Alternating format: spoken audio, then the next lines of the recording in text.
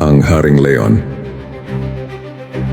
Hindi ka ba nagtataka kung ano ang meron sa isang leon na kahit hindi siya ang pinakamalaki, hindi ang pinakamabilis, ay kinatatakutan sa buong kagubatan ng mga hayop na mas malalaki at mas mabibilis pa kaysa sa kanya?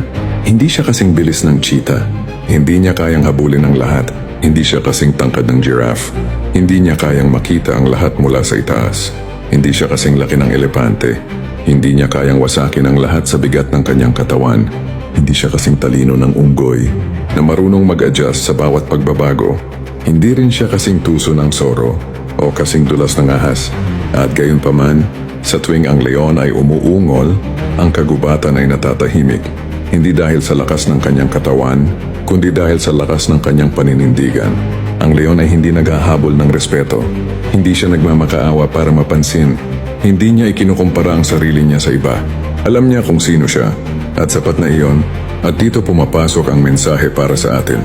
Marami sa atin ang nabubuhay sa kakulangan, hindi dahil wala tayong kakayahan, kundi dahil hindi natin alam kung sino tayo. Kapag alam mo kung sino ka sa harap ng Diyos, hindi ka na matitinag ng opinyon ng tao. Hindi ka na alipinin ng paghahambing. Tumayo ka sa pagkakakilanlan na ibinigay sa iyo ng Diyos.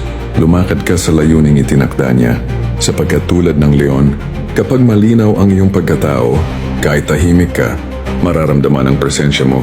Huwag mong sukatin ang sarili mo batay sa bilis ng iba. Huwag mong ikumpara ang tawag mo sa tawag ng iba. Ang leon ay leon, kahit hindi siya cheetah. At ikaw ay ikaw, kahit hindi ka sila. Alamin mo kung sino ka sa Diyos at mamuhay ka ron. Doon nagsisimula ang tunay na lakas.